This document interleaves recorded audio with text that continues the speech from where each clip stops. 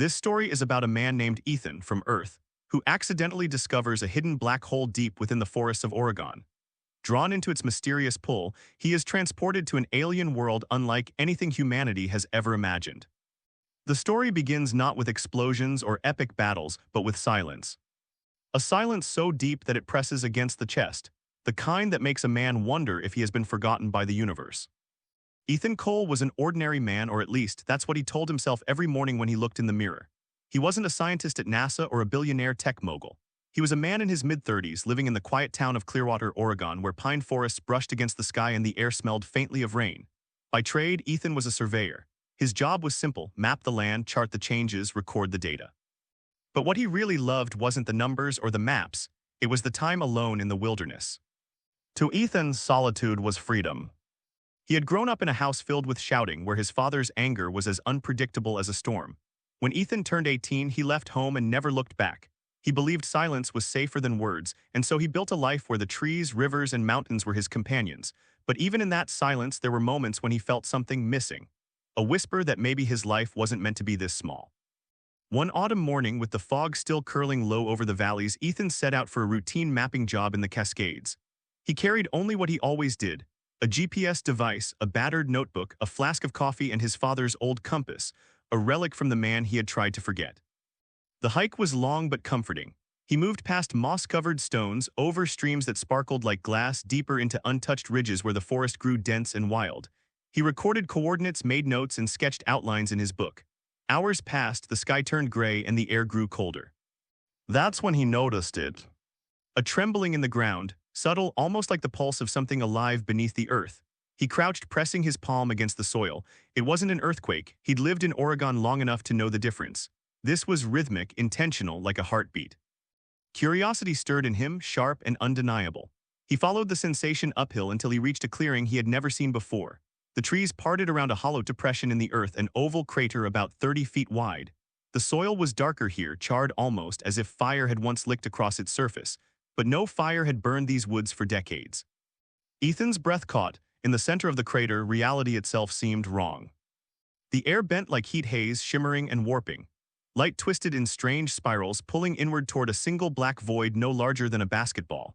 It was perfectly round, darker than night, and yet it seemed alive, humming with a deep vibration that rattled his bones. A black hole. The words came to him instinctively, though his rational mind screamed against it. Black holes weren't supposed to exist here on Earth, hidden in Oregon's mountains. They were cosmic monsters devouring stars millions of light years away. And yet one stood before him, small, fragile-looking, but terrifying. Ethan staggered back, his compass clattering to the ground. The needle spun wildly, unable to find north. His GPS blinked with error messages, the screen glitching into nonsense. The black hole consumed not just light but certainty. He should have run, every cell in his body told him to. And yet his feet carried him closer, drawn like a moth to flame. He whispered to himself, "This isn't real, it can't be real." The air around the void thickened, pulling at him gently like invisible hands brushing against his skin. The hum grew louder, vibrating his chest. His flask slipped from his backpack pocket and rolled forward. The moment it touched the event horizon, it vanished without a sound. Gone. Ethan's heart pounded. This was impossible, this was madness. And yet his hand reached out. The pull became stronger, dragging him in. He fought to resist, digging his boots into the soil, but the ground crumbled beneath him. The forest spun, the crater seemed to tilt, and in a rush of fear and inevitability, Ethan Cole was swallowed whole. There was no falling, no screaming wind, no fire.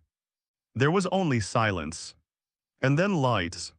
Colors unlike anything Earth had ever known burst before his eyes, liquids of turquoise and violet, rivers of glowing silver threading through skies that rippled like living fabric.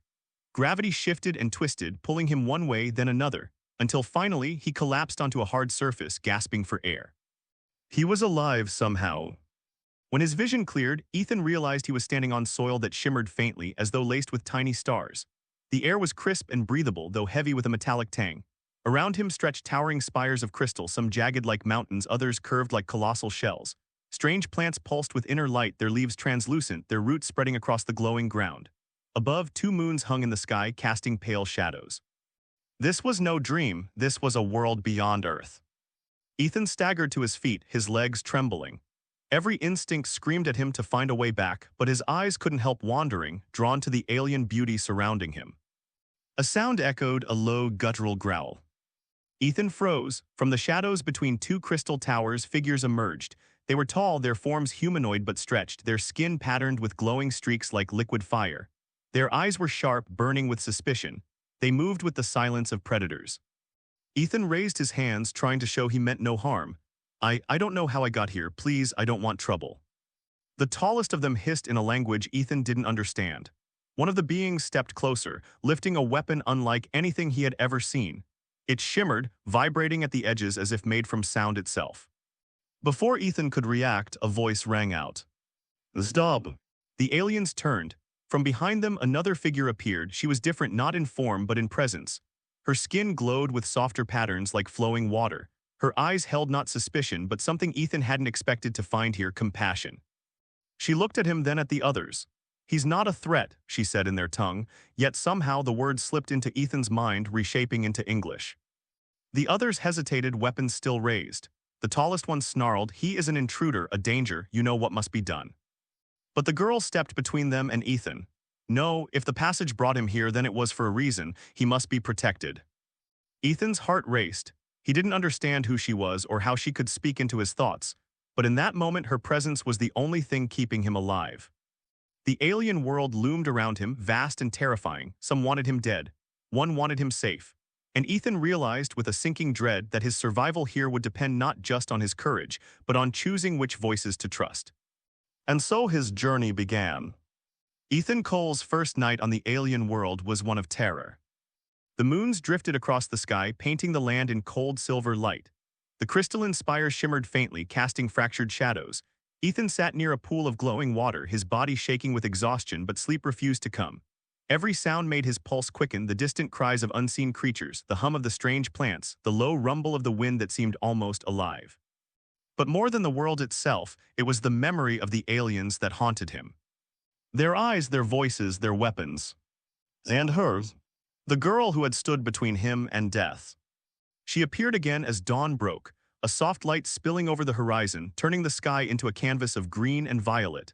Ethan awoke to find her standing at the edge of the clearing, watching him silently.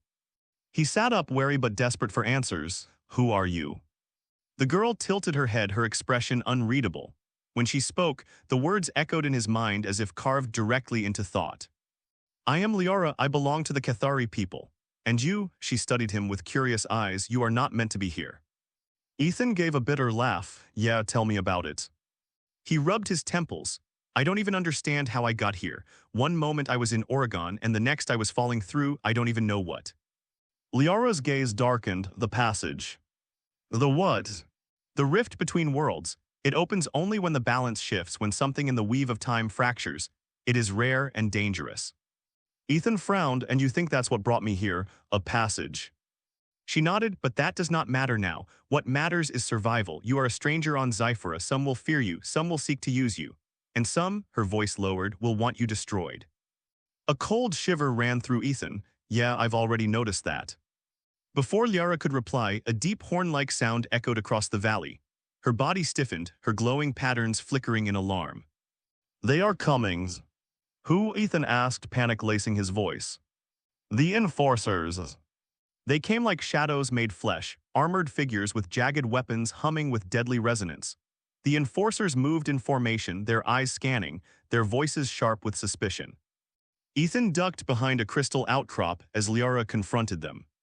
The leader of the Enforcers, a towering alien named Vaynar, stepped forward. His skin burned with crimson patterns, and his voice was a growl of authority. We sense the disturbance. The passage has opened. Where is it? Liara stood her ground. It has already closed. Vaynar's eyes narrowed. Then where is the intruder? Her silence gave him his answer. With a snarl, he shoved past her, scanning the clearing. Ethan's breath caught as Vaynar's gaze swept dangerously close to his hiding place. At the last moment, Liara spoke. He is under my protection. The Enforcers erupted in outrage. Protection? He is an anomaly, a threat to our world. Vaynar's hand tightened on his weapon. Step aside, Liara. This human does not belong. If the council learns he is here, they will demand his execution. But Liara refused. Her voice rang with defiance. Then let them demand it. Until then, he is mine to guard. The standoff stretched. Finally, Vaynar lowered his weapon, though his glare could have burned through stone. You play a dangerous game, Liara. When he brings ruin upon us, his blood will stain your hands. With that, the enforcers withdrew, their shadows vanishing into the crystalline forest. Ethan stumbled out of hiding, his knees weak. They were going to kill me. Liara met his gaze, her voice calm but firm. Yes, and they will try again. Days turned into a strange blur of survival and discovery. Liara guided Ethan through Zyphora, teaching him the basics of living in this alien land. She showed him which plants carried water, which creatures to avoid, and how to move quietly through the shifting crystal fields. Yet everywhere they went, Ethan felt the eyes of others, curious, suspicious, sometimes hostile. The Cathari were not united. Some, like Liara, believed in compassion, others believed fear was safer. Ethan soon learned of the divide. The protectors, led by Liara's mentor, Elder Kalen, saw him as a sign of something greater, a bridge between worlds. They believed his arrival through the passage carried purpose. But the enforcers, commanded by Vaynar, saw only danger. To them, Ethan was a disease that could spread chaos. They whispered of ancient prophecies that spoke of an outsider bringing destruction to Zyphora. Caught between these two factions, Ethan found himself the unwilling center of a storm. One evening, Liara brought him to a hidden sanctuary, a vast cavern filled with glowing orbs that pulsed like living hearts. This is the Luminara, she explained. It holds the memory of our people. Every event, every life, every thought that has shaped Zyphora, it is how we remember. Ethan stared in awe. The orbs floated in slow spirals, each glowing with threads of light. He reached out, and as his fingers brushed one, visions flooded his mind, scenes of alien skies, battles fought, children laughing, oceans stretching endlessly. He gasped, stumbling back. Liara caught his arm. Careful, the memory will overwhelm you if you take too much. Ethan's voice shook. Your whole history, it's in here. She nodded, and now because of you the memories are shifting. He frowned. What do you mean? The passage does not open without consequence. Your arrival has already changed the flow of events. Some fear what those changes might bring. Ethan's stomach sank. So they're right, maybe I am a threat. Liara's eyes softened. You are only a threat if you choose to be. The choice will always be yours. Her words gave him a fragile hope, but that hope was soon tested. The betrayal came suddenly. While resting in a protector outpost, Ethan awoke in the dead of night to the sound of footsteps. He opened his eyes just in time to see shadowy figures moving around him. Before he could cry out, a blow struck his head and darkness swallowed him. When he woke, his hands were bound. The air was cold and damp, and the glow of crystals was faint. Standing before him was not Liara but Vaynar. The enforcer leader's voice dripped with venom. You should never have come here, human. You are poison to this world, and I will see that poison destroyed. Ethan struggled against his bonds. I didn't choose this, I didn't want to be here. Vaynar sneered. It does not matter what you want, your existence threatens us all. The council may hesitate, but I will not. Tonight your story ends. Ethan's heart pounded. Was this it? Would his journey end here in some alien dungeon without anyone even knowing? But before Vaynar could deliver the final blow, a burst of light filled the chamber. Liara stormed in, flanked by protectors. Weapons clashed, voices roared, and chaos erupted. Liara cut Ethan's bonds and pulled him to his feet. Run, she shouted. They fled through the twisting tunnels as the sounds of battle echoed behind them. Ethan's lungs burned, his legs ached, but adrenaline kept him moving. When they finally emerged into the open air, he collapsed, gasping. Why are you risking everything for me? He asked. Liara knelt beside him, her voice quiet but fierce. Because I believe in what you are, not a threat, not a curse, but a chance. Her words struck something deep within him. For the first time since arriving, Ethan felt more than fear. He felt purpose. But survival grew harder with each passing day. The enforcers tightened their grip, spreading fear among the Cathari.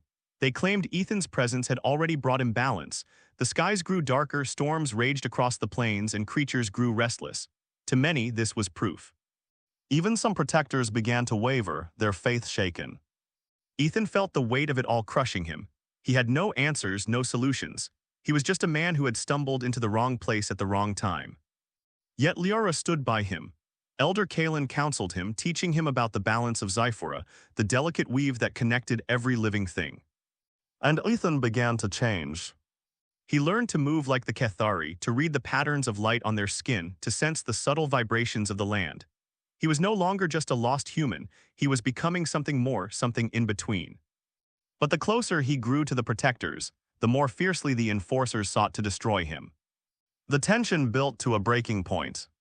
The council finally summoned both factions, demanding a decision, the human's fate.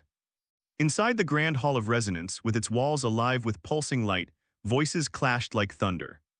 "He is a danger," Vaynar thundered. "Every storm, every tremor proves it. If we do not end him now, we risk the destruction of Zyphora." "And yet he has brought no violence," Elder Kalen countered. "He seeks only survival. He has shown compassion, courage, and will. These are not the traits of a destroyer." The council was divided. The hall trembled with uncertainty. And Ethan, standing in the center, realized the truth. Whatever choice they made, his life here had already changed theirs. He was no longer just an intruder. He was the spark of something new, hope, or ruin. And as the council's voices rose, as Liara's eyes pleaded with him to stay strong, Ethan knew the storm was only beginning. The greatest conflict was yet to come. The council's debates had ended in deadlock. No verdict was reached, no decision made. And that silence was the crack that split the world. For Vaynar, the enforcer leader, the council's hesitation was weakness. He would not wait for more storms, more signs, more fear. He would act. For Kalen and the protectors, it was a moment of fragile hope. They believed Ethan could yet prove himself worthy of Zyphora. And for Ethan Cole, it was the calm before the storm. He knew what was coming. He felt it in the air, in the shifting soil beneath his boots. This wasn't going to end in words. It was going to end in blood. It began at dusk. The protectors had gathered Ethan in the crystalline valley of Sorin, hoping the council would send word of a peaceful decision. Liara sat beside him, her luminous markings flickering softly like candlelight. "You should be ready," she whispered. Ethan looked at her weary, ready for what? She hesitated, then spoke the truth. "For the end, either of your journey or of ours." Before Ethan could reply, the valley erupted with sound. The enforcers poured in from every side, their crimson-lit armor gleaming, their resonance weapons shrieking with energy. Vaynar led them, his voice carrying like thunder. "The human dies tonight, and with him the weakness of the protectors." The protectors scrambled, forming a defensive ring around Ethan. Kalen raised his staff, its glow weaving a shield of vibrating light. "Stand your ground," he cried. "This is not just his fight, it is the fight for what we are."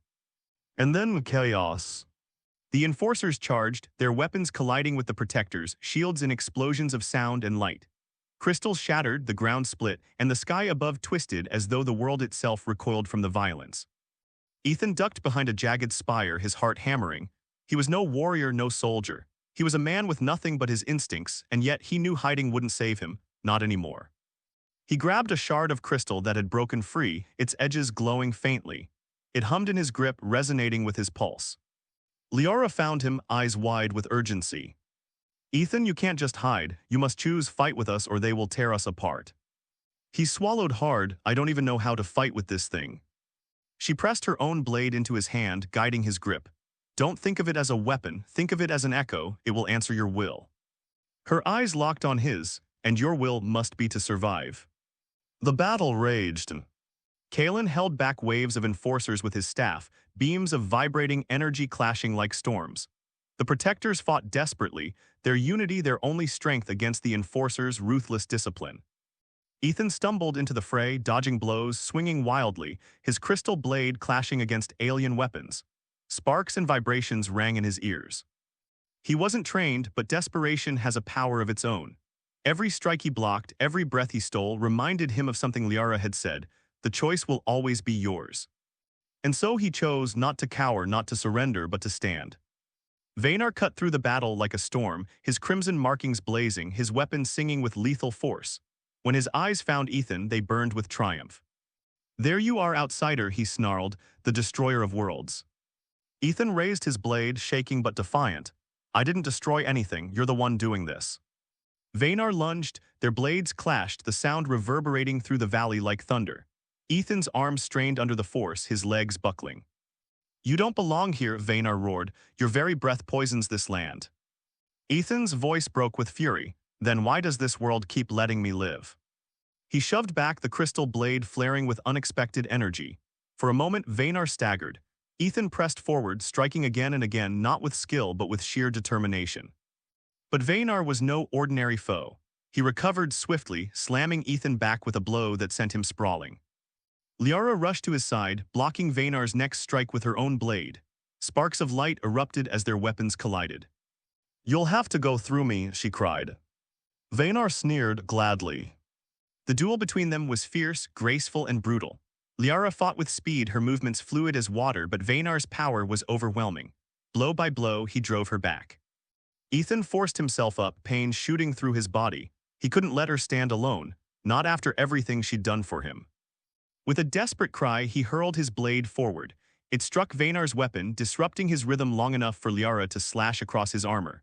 The crimson glow flickered, dimmed. The Enforcer roared in fury, but the opening had shifted the tide. Around them, the battle was reaching its peak. The Protectors, though outnumbered, fought with renewed spirit. Kaelin's staff blazed brighter than ever, his voice echoing through the valley. "Stand strong for Zyphora, for life itself."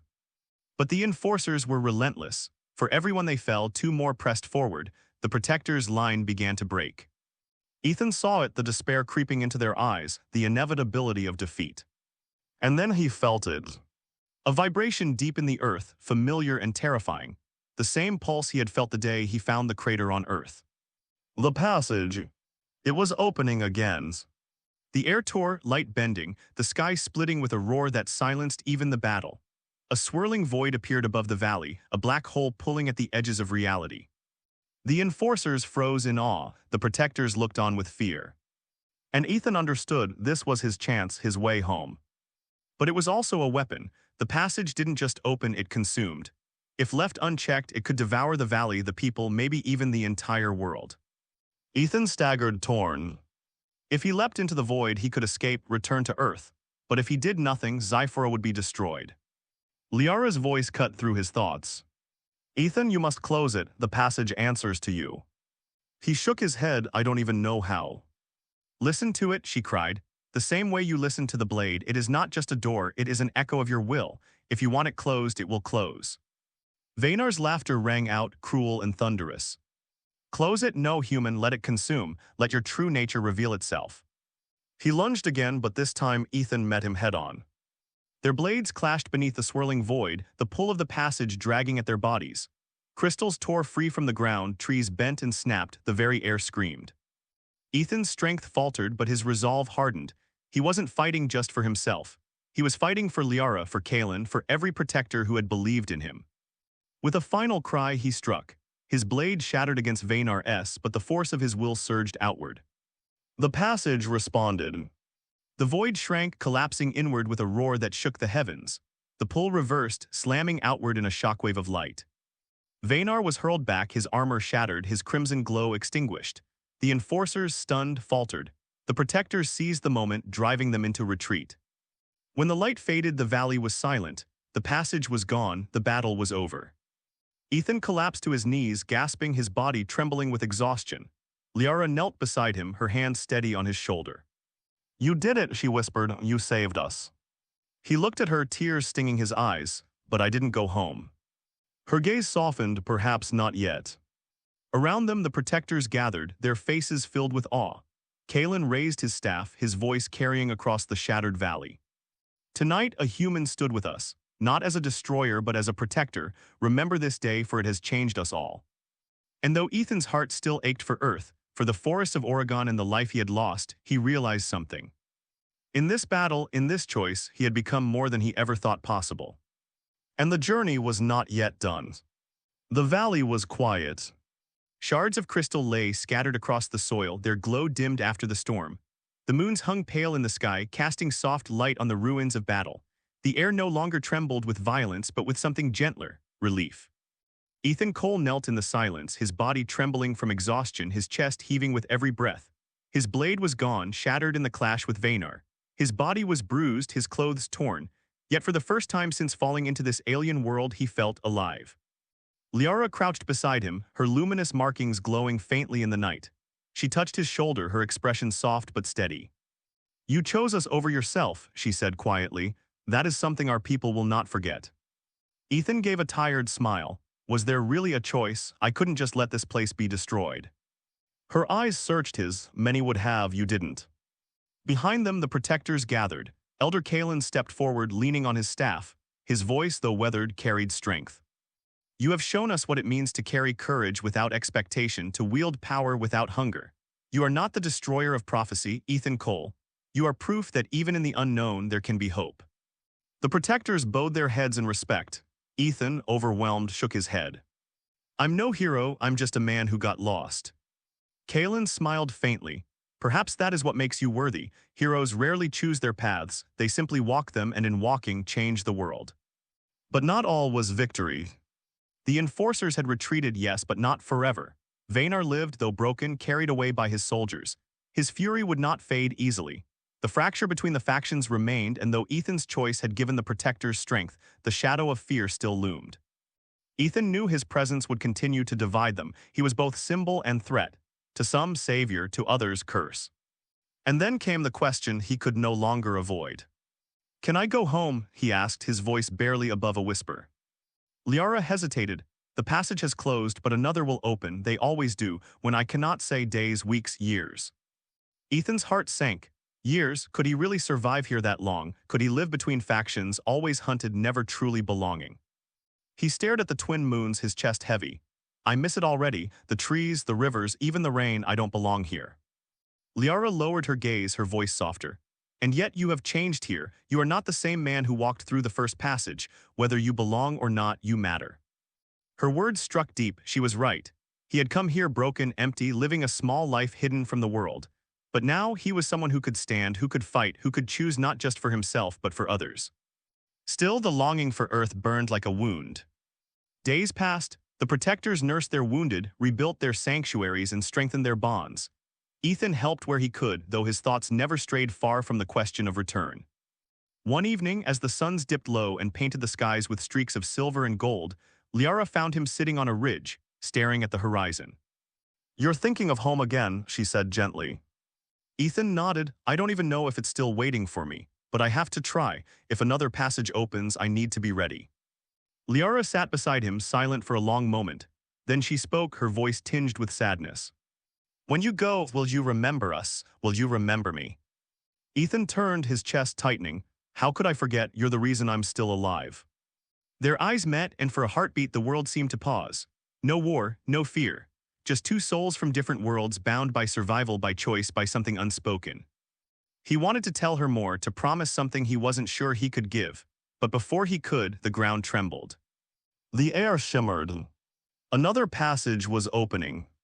This one was different, larger, unstable, its pull wild and violent. The sky darkened, the winds howled, the very soil cracked. The protectors gathered in alarm, their voices filled with urgency. Kalen turned to Ethan. This is your chance, but the passage is unstable. If you enter, you may not survive. Ethan stared at the swirling void, fear clawing at him. Home lay on the other side, or death. He had no way of knowing which. Liara's hand found his. If you go, I cannot follow. My place is here. But if you stay, you will always be hunted. Whatever choice you make it with your whole heart. Ethan's eyes burned. He wanted both, to go home and to stay, to have Earth and Zyphora, to have safety and Liara. But life didn't work that way. He swallowed hard, then stepped toward the passage. The winds tore at him, pulling, pushing, threatening to consume. He turned back one last time. Liara stood at the edge, her markings glowing with sorrow and pride. She raised her hand. Go, Ethan, carry us with you, carry hope. Ethan's voice cracked, thank you for everything. And then with one final breath, he leapt. The fall was endless. Light and darkness twisted, space and time bending until his senses blurred. He closed his eyes, his mind filled with memories of Zyphora, the glow of the crystals, the clash of blades, Liara's unwavering gaze. And then silence. When he opened his eyes, he was lying on damp soil. The smell of pine filled his lungs. The sound of rain tapped gently on leaves overhead. He was back, Oregon, the same crater. The compass lay in the dirt beside him, spinning wildly before finally settling north. Ethan staggered to his feet, staring at the familiar forest. It was as though no time had passed, and yet everything had changed. He wasn't the same man who had fallen into the passage. He wasn't the lost surveyor hiding from life. He was a survivor of another world, a protector. He looked up at the sky, the gray clouds heavy with rain. Somewhere beyond stars and black holes, Liara was looking at the same sky in her own way. He whispered into the silence, I'll remember always. And then he walked forward, rain soaking his clothes, each step carrying the weight of two worlds. In the end, the passage did not just lead Ethan Cole to another world, it led him to himself. And though he returned to Earth, a part of him would always remain among the stars, a reminder that even in the darkest voids, hope can still be found.